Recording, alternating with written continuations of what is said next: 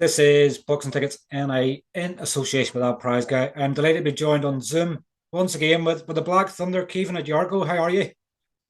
Yeah, I'm not too bad. All good, thanks. Just on a little chill day. Just went for a little recovery walk, so not long back.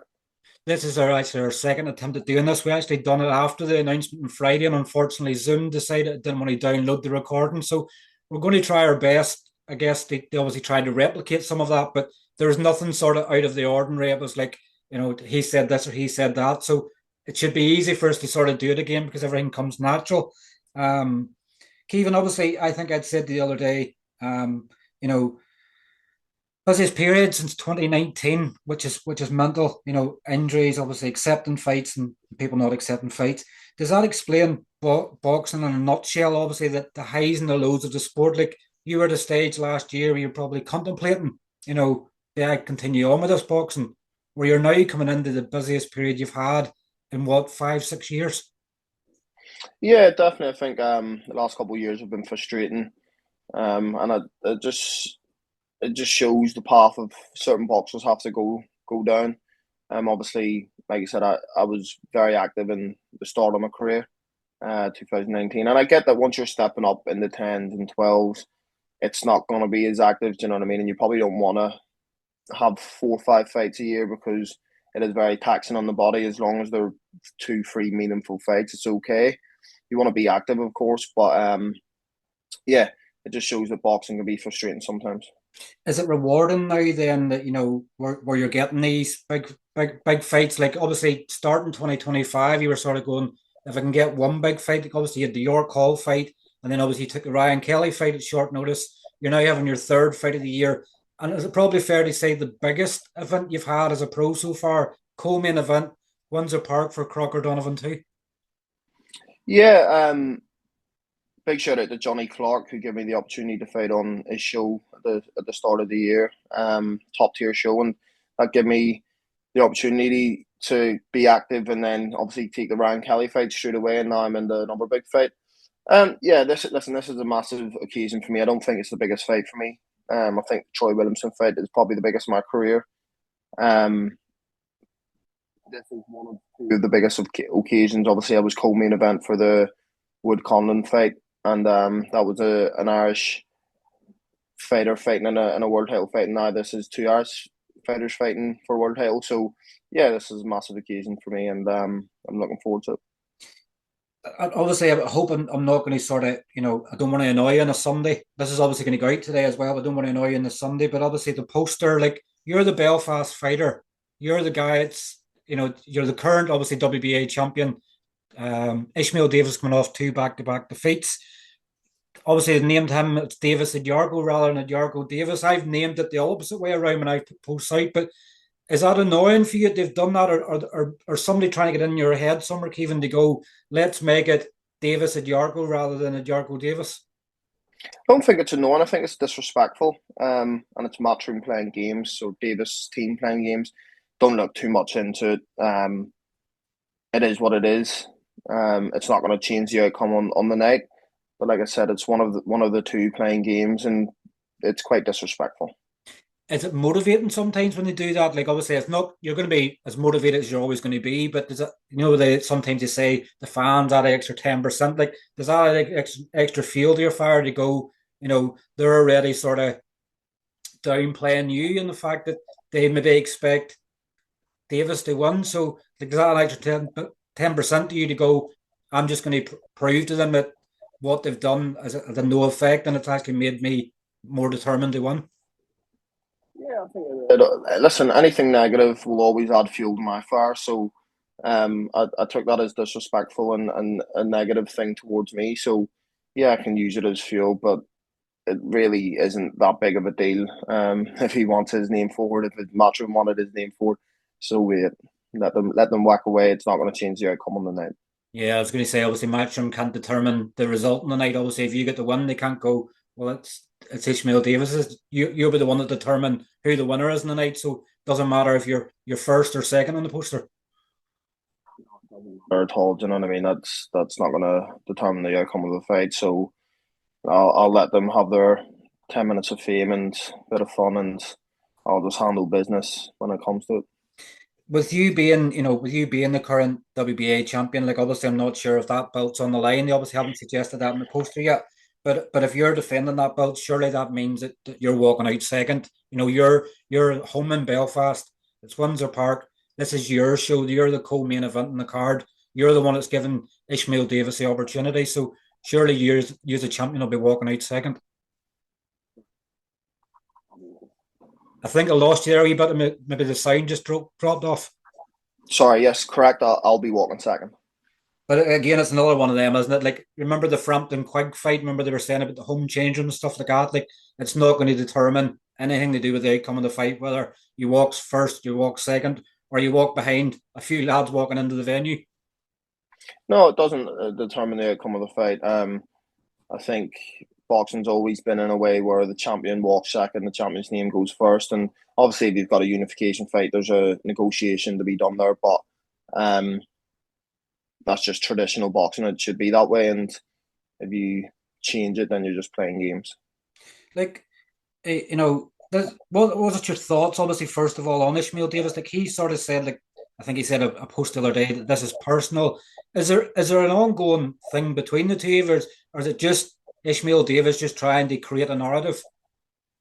They all try and create a narrative when it's against me. Troy Williamson tried to do it. He tried to make it personal. He tried to um, rile me up and whatever else. It never works. The outcome will always be the same. Caoimhin Agyarko is just too good for all of them. Simple as that. And I don't believe that their skill set is on my level. I've been in this game a very long time. I've got the amateur pedigree. I've got the professional experience. I've been in the big fights, and I'm not somebody that like when fight. I don't get it why fighters try and make it personal because two lads are going to get in the ring or women are going to get in the ring. They're going to fight. You shake hands after and you go on about your business. Um, Social media has created this. Let's make it personal. Let's get the views. Whatever else. That's not Caoimhin Agyarko. Caoimhin Agyarko is strictly business. Simple as that. I don't let anybody make it personal. And the reason I don't, because if you make it personal with me, I then have to act out a character, and that's not really a side you want to see. And that's why I'm always cool, calm, collected. Let them do the talking, and I'll do the walking.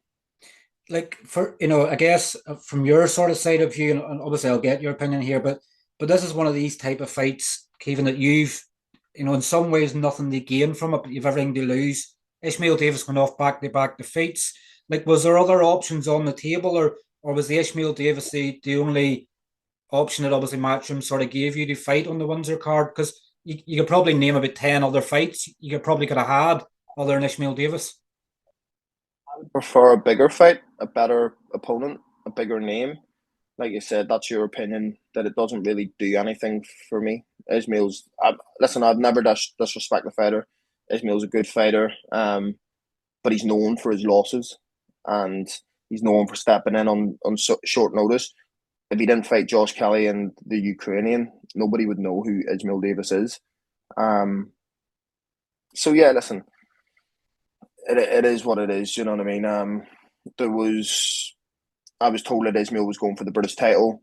I seen Sam Gilley post something the other day or comment on something saying that was the fight that he wanted.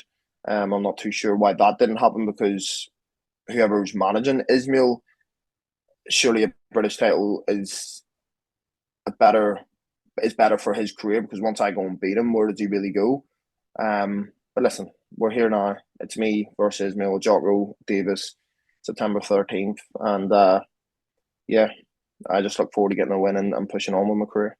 Just obviously want to step aside from that a wee moment. Obviously, your trainer, obviously Stephen Smith, celebrated his 65th birthday yesterday, really his 40th birthday, but he's done a surprise party for him. Like, how's that settling in period going with Stephen? Like, it seems like you're getting activity now. You probably seem to be enjoying your boxing again. Not that you haven't enjoyed it before, but what you've been through over the last year or so, how he's gelling together, as friends and obviously as fighter and trainer as well.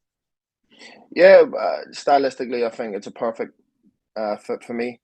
Stephen's boxing brain and boxing IQ and the small details that he sees, it's unbelievable. And he knows when to push you, he knows when to ease off. A lot of trainers just want to push, push, push and try and break you. and think they'll get the best out of you that way.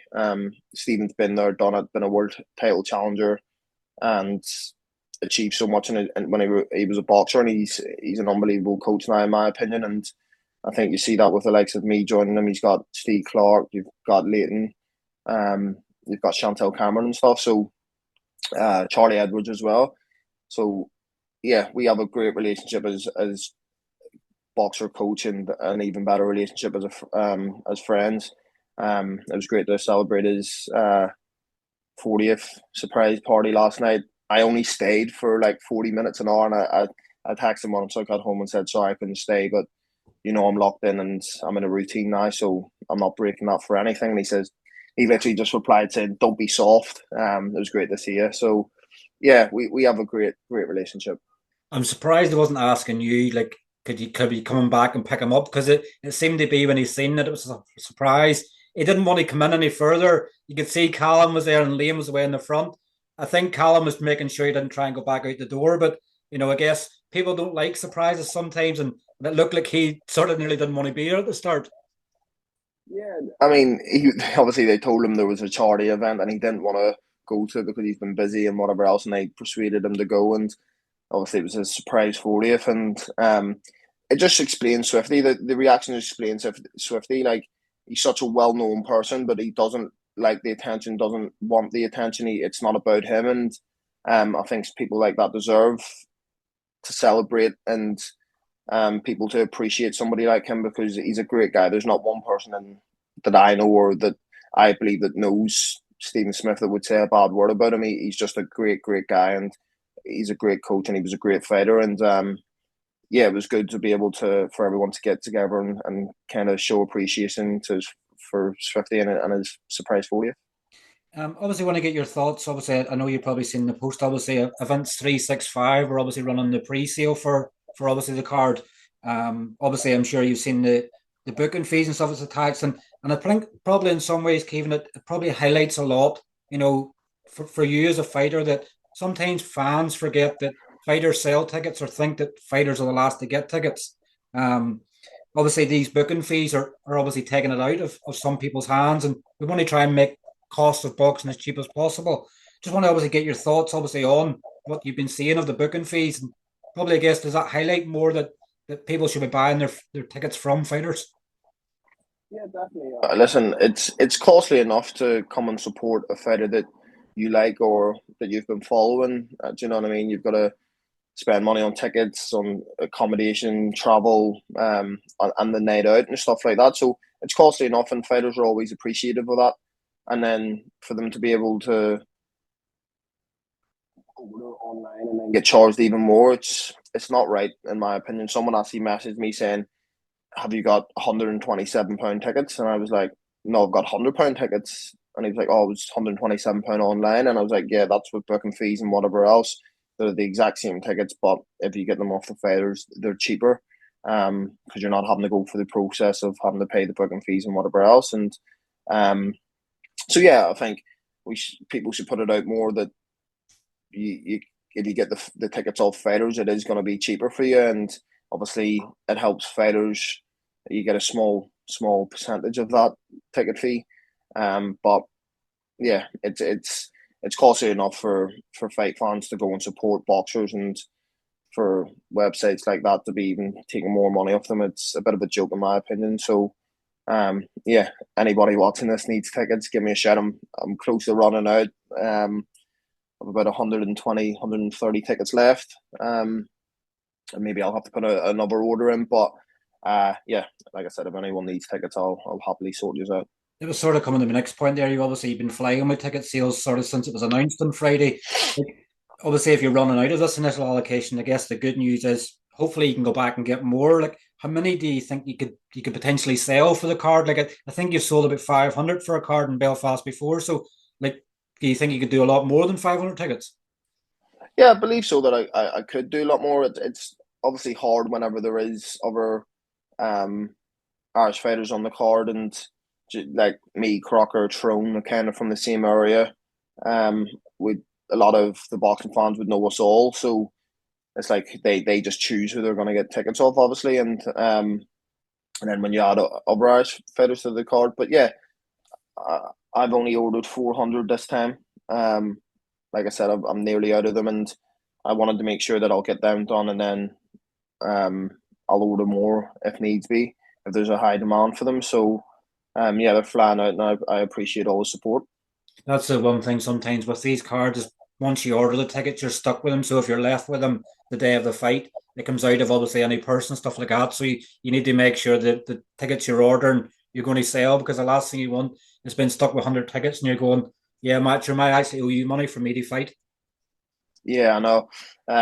It's not great. Sometimes you do have to cover the cost of tickets. I've not been told that this time around, and hopefully it's not like that. But I suspect I'll expect to sell all the allocated tickets that I have so far, and um, maybe I'll have to get some more. Obviously, you spoke previously, obviously, about you being obviously built in Belfast. Obviously, you fought in Belfast a few times now. You fought in SSE, you fought in Ulster Hall. Obviously, co-main event in Windsor Park. Like this is getting you closer to where you want to be. You want to be headlining these big cards. You know, this gives you another taste of what's more to come for Caoimhin Agyarko.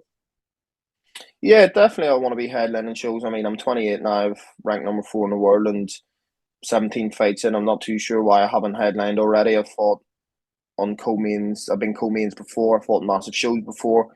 I've shown that I sell a lot of tickets and stuff like that. So, um, yeah, listen, this is I'll get past Ishmael Davis, then we look at headline shows. Were you at Frampton Jackson in 2018, or were you one of the lucky ones that didn't get soaked in August 2018? Well, I was actually signing with Frank Warren. I think that was my first meeting with Frank Warren. So yes, I was there, and unfortunately I got soaked. What's your memory? Is there memories just of that night of getting soaked? Like people forget that Tyson Fury was on the card. Paddy Barnes obviously fought for a world title. Obviously Frampton, you know, the atmosphere. Like, what's your memories when you sort of look back at that in 2018? Yeah, memories of getting soaked, but no, there was great memories of the night. You know what I mean? Frampton had a great win against Luke Jackson. I think Crocker was on the card, was he? Crocker was Um, co-main event. yeah, Crocker was on the card. You had Deontay Wilder in the stand, and Billy Joe Saunders was there, and yeah, it was a great night, a great event, and I think this will be bigger. Did you ever think at Windsor would become an option again? Like I guess when Frampton retires, obviously, you know, you'd only then really like at that stage you Mick was all headlining cards and people were thinking of casement and the field and everything else. Did you ever think Windsor Park would be used again for a boxing event? Um, I did think there was a possibility of it because I believe that Lewis Crocker is fitting for somebody that can sell out Windsor Park. It's probably a 10-minute walk from his house, and yeah, it's obviously right on his doorstep. So it would have been a goal of his to try and fight there and headline, and he's done that, and I think it's great for boxing. It's great for Irish fight fans. It's great for the country as a whole. And listen, whether it's Windsor Park, whether it's the Odyssey, Fela, Casement, the Irish fight fans in a whole get behind their fighters. There's no like um, sectarian, or there's no like people choosing side. Boxing's always been a sport that unites the two communities, and it's great to see. And I hope that is the issue on the night. Do you know what I mean? I know it's two Irish lads, so there might be a bit of battle between North and South, but I hope not as well, because obviously there was a lot of fighting in the SSC after that, and it kind of lets the fight fans let themselves down, I believe, because let the fighters do the fighting in the ring. Usually they're to support, and let's not go down that road of um, making it about community or religion or whatever else. Do you know what I mean? Boxing's been a sport that unites the country, and it'll continue to do so. So hopefully we won't see no nonsense on the night. I very much echo that. Like, you know, all the hard work that boxers do, as you say, and uniting things and bringing positive things to it. You know, the last thing we want is to wake up on a Sunday morning and the front page of the newspapers is all about the fights and the crowd rather than the fighters that are actually getting paid to perform in the ring.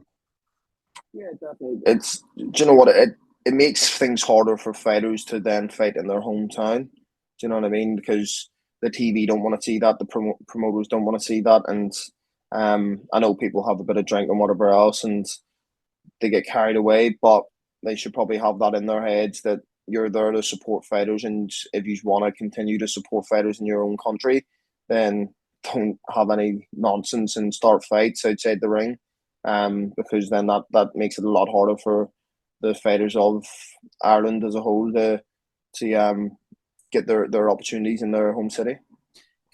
Kevin, obviously, explain to me, obviously, in your words, obviously, what it is to fight in Belfast, that atmosphere, like, the walking out in front of your own people, like you fought on other places away, which probably sometimes maybe takes a bit away from you because you're not used to hearing, a Belfast accent or things like that. Tell me what it is to you to experience that atmosphere of walking out in front of your own people in Belfast. Oh, it's unbelievable. It's a great feeling. It's a moment that you'll cherish with you for the rest of your life. Do you know what I mean? I always try and echo that the Irish fight fans are the best fans in the world. They always support the fighters. They always get behind them. They travel far and wide, and to then have them cheering you on in your home city is it's unbelievable. Obviously, the main event, obviously, Lewis and Lewis, obviously, which has been a part of your life for quite a long time. You and Lewis, obviously, very, very close, obviously, as amateurs, still obviously are very close and stuff now as well. You've obviously been in Irish teams with Paddy. Like, where do you sort of lie? Like, are you where I am is where I'm on the fence. I just want a good fight. I want them to both leave the ring as they enter the ring and safe and healthy. Where does it lie for you? Like, are you stuck on loyalties of, not trying not to offend either side? Like, because you're from Belfast, are you Team Lewis? Are you on the fence? Where are you sort of at with that? It's a tough one, like you say. They're both Irish lads. They're both, do you know what I mean, good fighters, and I think it's a win for Irish fight fans in Ireland as a country. To north and south, that somebody's going to be crowned a world champion. So that's a positive. Listen, Lewis is a good friend of mine. We grew up together in boxing for Holy Trinity and been away on multiple um, trips away to Russia, America, Spain, um, traveling down to Dublin to fight in the All Irelands. Even me and Lewis, multiple times, we're the same weight class. We never met, thankfully. But I'm a loyal person. I'm always going to side with Lewis. He's a Belfast lad. He's a friend of mine, and we were like best mates growing up. Do you know what I mean? So I'm always going to side with him. Paddy's a great lad. I've been away to America with Paddy on the Irish team with Paddy, and he's not. He knows himself that it's nothing personal. Do you know what I mean? In any other fight, I'll always support the Irish, and I'll always support Paddy and whatnot. And listen, it's going to be a great fight. I'm just happy as an Irish boxer and an Irish fight fan that we get to see a fight like this, the first All Irish World Title fight. So yes, maybe I'm a bit biased. I'm going to side with Crocker, but that's just because of loyalties and he's a close friend. If it was two other Irish fighters, I'd be sitting on the fence. But yeah, like I say, may the best man win, and I'm supporting both lads, but edging and leaning towards one over than the other. Yeah, it's one of them. Like, people's asking me like what the I think, and people see, boxing tickets saying I on YouTube, or they see all things boxing on Facebook or Instagram, and they go, "But you're siding with Lewis." It's just the name. It's where I'm from. I get on well with both fighters, and I don't want to be, because I do the interviews. I don't want to be seen to be siding with one more than the other. But if either of them are fighting Terence Crawford or Jerome Butsenis, I'd be supportive for them. They're going and they're doing the job. But when they're fighting each other, I'll sit in the middle and applaud silently for both of them. Yeah, and that's it. And listen, I think someone asked me a question on Instagram before about that fight, and I'd give my opinion just the way I have now. And I said, listen, Paddy's a great fighter and whatever else. And Paddy messaged me and said, listen, no hard feelings. I completely understand. And that's the way I would look at it as well. Do you know what I mean? You can't take things personal in boxing. Never ever take things personal in boxing. It's never personal. So listen, I'm happy for both lads the opportunity that they've got to fight for world title and create history. And like I said, may the best man win. You've seen Lewis close hand for years, obviously growing up. Everybody knows the talent he has. Like, in some ways, this rematch is maybe doing him a favor to a certain degree because a lot of people are obviously writing them off based on what they've seen on the first fight, but you know probably more than I do, and probably more than most, that wasn't the Lewis that was in there in March. You know, he's a lot better than what he was. So do you expect to see a different fight this time around? Yeah, of course, I expect to see a different fight.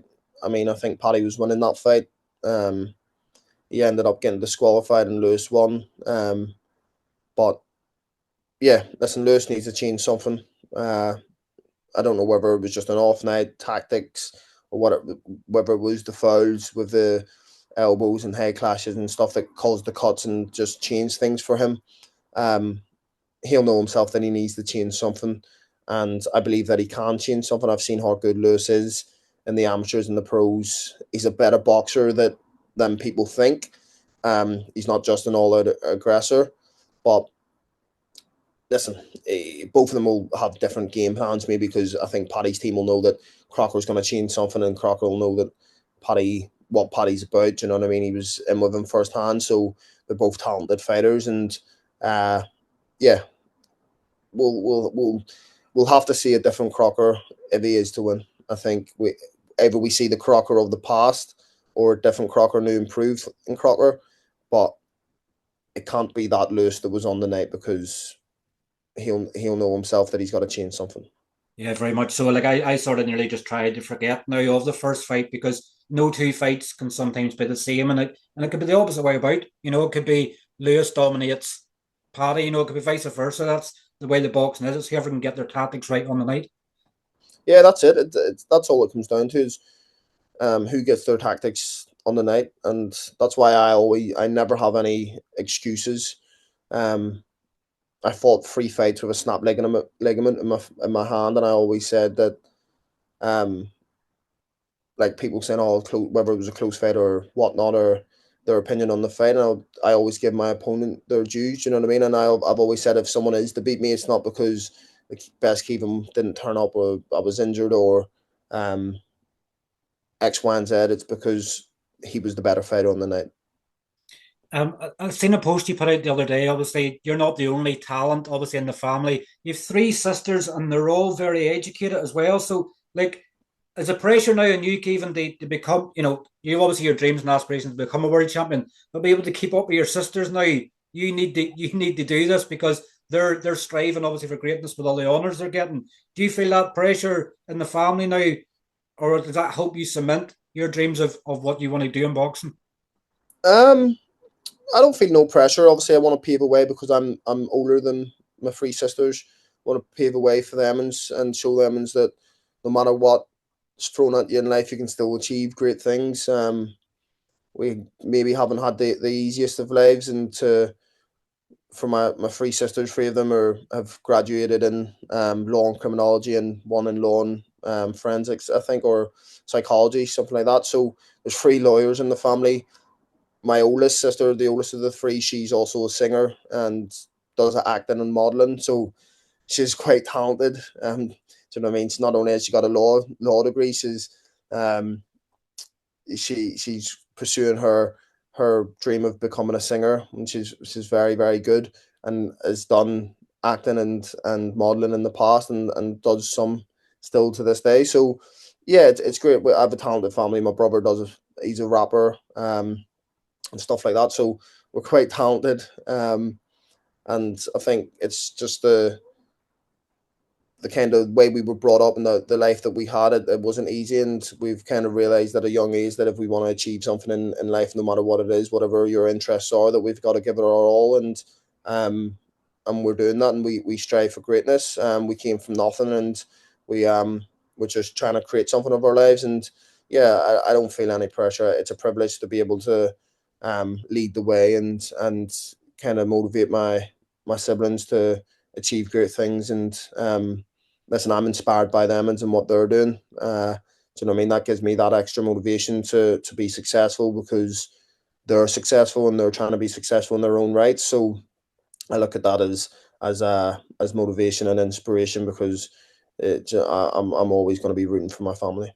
just thinking there, obviously, with your sister doing the singing and obviously your brother doing the rapping, like you could nearly have nearly like a Jackson sort of five sort of moment where you get be getting sung out to the ring. Like, has that crossed your mind of your sister or your brother being involved in your walkout? It has crossed my mind. I'm not too sure of the like. I've always wanted to have the same kind of music. Like I come out the zombie. It used to be Biggie Smalls, but it has crossed my mind. It definitely has. Do you know what I mean? I've got a big platform, and if in some way that I can help one of my siblings, you know what I mean, get the recognition that they deserve, or give them a platform to get their name out there, then I'll do so. But yeah, maybe it's one for the future. Definitely, maybe that's one for the world title fight. That's when you create the history and obviously you achieve your dreams. That's when you want them there. They're always there, no matter what. But maybe that's one to think of for the future. Um, Definitely. we've obviously come to the end of the interview, and I'm actually feeling like this one was actually 10 times better than the first one. I don't know if it's just that Sunday effect. We're just calm, relaxed, you're getting ready for the week ahead, but it seems to be that the second time around's actually been better than the first. So I was sort of worried going, we can't replicate that first one, but I actually feel like we're probably 10 times better of an interview this time around than the first one on Friday. Yeah, I think it is. But look, thanks as always for your time, Kevin. Obviously, sorry we're not seeing you obviously at the press conference tomorrow, but we'll no doubt obviously see you obviously in just under 7 weeks' time for fight week in Belfast, and we can't wait to see you back in action once again.